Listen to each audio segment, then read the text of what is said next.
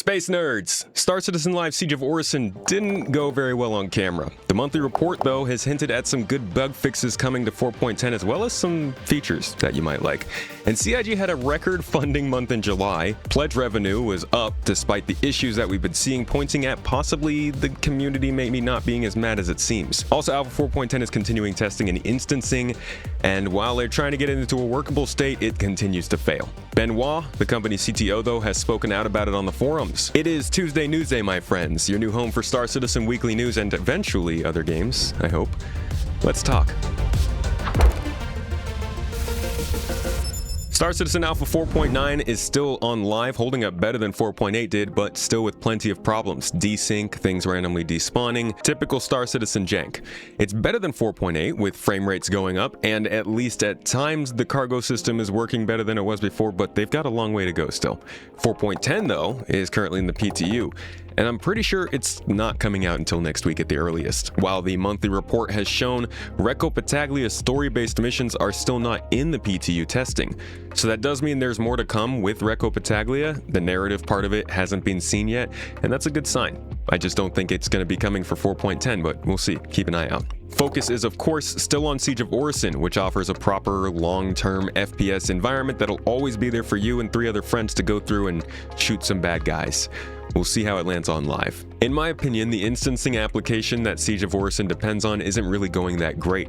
While the patch does have some good fixes and changes in it, the main draw is instancing in Siege of Orison, which has already been delayed out of July. It is struggling. On my own stream on the PTU yesterday, we couldn't even get elevators to work. It seemed like the entire instancing manager was down. Couldn't spawn ships, couldn't leave the hangar. Now, this isn't indicative of the whole game. I mean, your mileage may vary. This is about the new tech that's coming in, instancing, and since that is the focus of this patch, not a good look. Now, Benoit Beauséjour, the CTO of the company, has jumped into the forums to explain kind of the current problems going on amidst the PTU cycle, but we'll see if they get it figured out. Again, I think probably next week. Monthly report time. Now, the monthly report for July released last week and did have some interesting bits for us. If you want to see the whole thing read in full, I have put it up on this channel.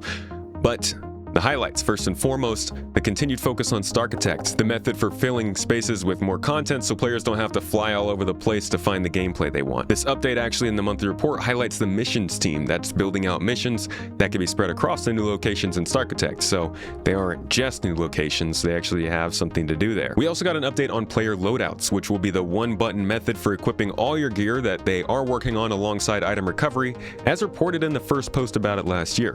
Hopefully this arrives with Starware 4.11, or with potentially suit lockers, which I'm hoping comes with 4.11 as well, but might be more likely for October and November. This was all mentioned alongside another update on item recovery, making progress as well. While ships have been updated to allow for item loss and insurance, weapons, armor, salvage, and cargo, they still need to be updated to the new system so that we can do more with them in the sandbox environment. But the real highlight of this report was actually the focus on fixes here. For starters, missions were specifically flagged as generating excessive backend load and real instability in the game because the missions were loading in too many assets. Now, they've got folks working on it and they're saying it's kind of a big deal. It seems like something they specifically wanted to call out, so we'll see if it makes a difference in a future update. They kept going with this angle though. They listed paragraphs of updates to AI that normally doesn't really get detailed in the monthly reports, working on identifying the root causes of why NPCs are doing things like not reacting to threats within their own proximity. We love to see this acknowledged in text. It's good to see that they're working on it. Will it actually be functioning in future patches though? And they didn't stop there. They went so far as to say, or at least insinuate, that the ships being added to the Play Store in Alpha 4.10 was the result of the community asking for it, as opposed to them just kind of being on the hook for giving us the ships in games. It all makes this report really come off as, we're trying to do these things that you want. We are trying to take on real fixes like we said at Benoit's intervention with Jens and on the roadmap roundup. Will it stick? Will it work? I don't know, but they're definitely in a position where they need to be doing this kind of stuff, and they've got consistent messaging on it for sure. But 4.10 is going to be the real tell. Since they're probably not delaying instancing, how is the rest of the game going to function, even if instancing doesn't do too well? And now for the big drama of the week, Star Citizen Live. I've done a pretty big deep dive on this already into why the community was affected by this so much, so I'm just going to summarize it for you here because we don't need to spend much time on this. CIG hired a YouTuber, Ollie43, to help out with the organization and creation of content alongside Jared. Star Citizen Live last week was his first opportunity to host what was kind of a different take we haven't seen in a while on Star Citizen Live. It was a gameplay session of Ollie with 3 other developers who have worked on Siege of Orison playing through their creation. This session mostly focused on live commentary and gameplay rather than delivering information or technical questions, as there was no third party asking the questions off camera. It was Ollie who was asking questions, but he was also playing, so as you can imagine, there was a lot of focus on the gameplay. Now, because the episode was hosted on internal servers at CIG with a perfect tick rate, it drew attention to the fact that many of the glitches players believed was due to the connection to the servers between the player and the company were actually possibly game code level. Many feeling a little bit awkward about the interactions, maybe not being as productive and also not as looking friendly.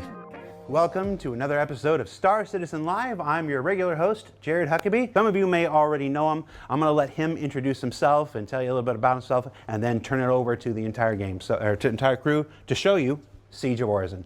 So, Elliot, Luke, Max, Ollie, take it away, guys. Hello, everybody. It's your show. Wrap it up. Thanks for watching, guys. What did you think of Siege? Good time. I enjoyed it. The cinematics, the immersion was good. Yeah. Jared, you say goodbye, or you say goodbye? No? Okay. Luke? Yeah, I do believe the reaction to these interactions between folks is a bit overblown. It is a little awkward, it happens, but there have been long arguments with second-by-second analysis on facial expressions and people's relationships to each other, and stop that. I think that's too much. But this was an insightful look into what CIG believes that they are supposed to deliver to us on our live servers, which is to say subpar. Now, I don't think the gameplay was all that bad either in comparison to what I would expect from a game at this level. Pretty alpha level gameplay. But that's the problem. CIG doesn't advertise these things as alpha level. They just kind of say it's playable now, or just insinuate a full game. And yeah, there are disclaimers.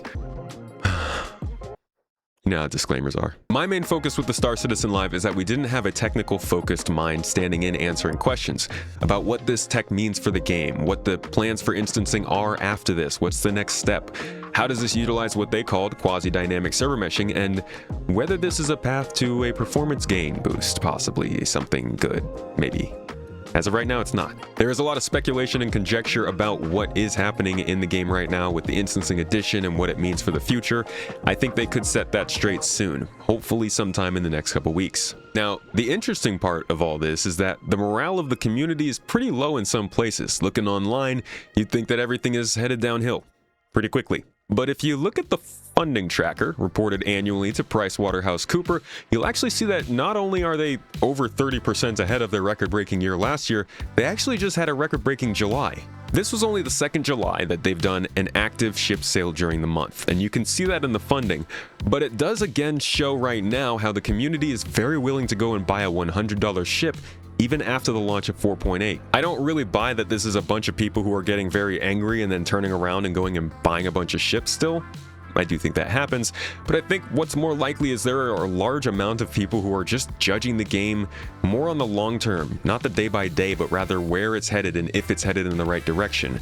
And while that is debatable right now, a few bad patch releases doesn't usually shake that kind of thing up. Not that there aren't quite a few people checking out right now, I just talked about that on the latest podcast, but the messaging is a bit confused. If you look at this as an alpha that needs features and tech added to it that needs to get finished and get to a 1.0 goal, that's what you're interested in. If you want a game to play right now and enjoy a stable and enjoyable environment, well then these last few months are probably going to piss you off a lot more. But CIG is also losing those interested in the development, the roadmap, and the communication. It's just happening more slowly.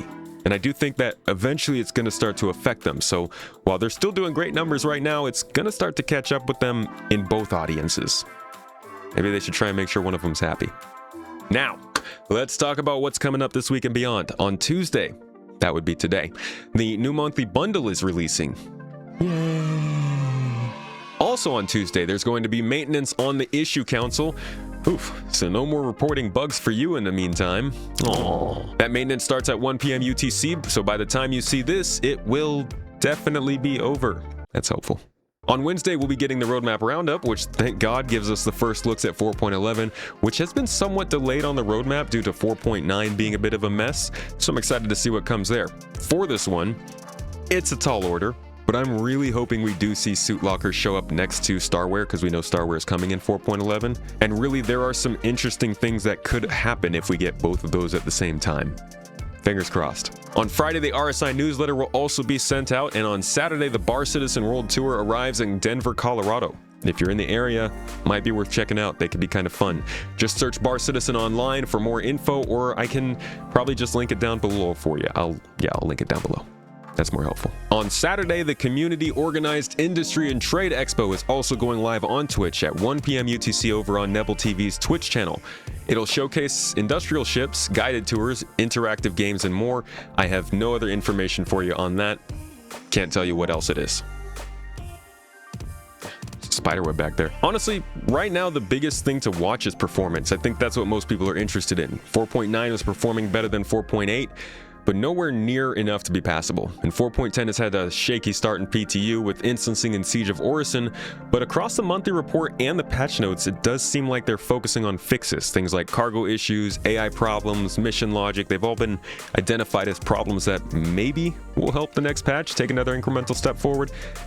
I don't know, but this is key to watch because they've been communicating on it, but the follow through is literally right now. Next couple of months is their chance to really show up. With another record-breaking July behind us and a pretty impressive, I imagine, Kruger ship being sold ahead of us, how much is the recent drama really going to affect their momentum? And is the game going to continue to improve? However slowly. It's a weird time for Star Citizen. We'll see what happens. Thank you for watching this week's Tuesday Newsday. This is a new weekly program that I'm trying to do to give those interested in Star Citizen news like a weekly place to land and get all of the stuff. Still going to be covering everything on the daily here on Space Tomato 2 and over on my live channel, Space Tomato Live, with the more casual stuff.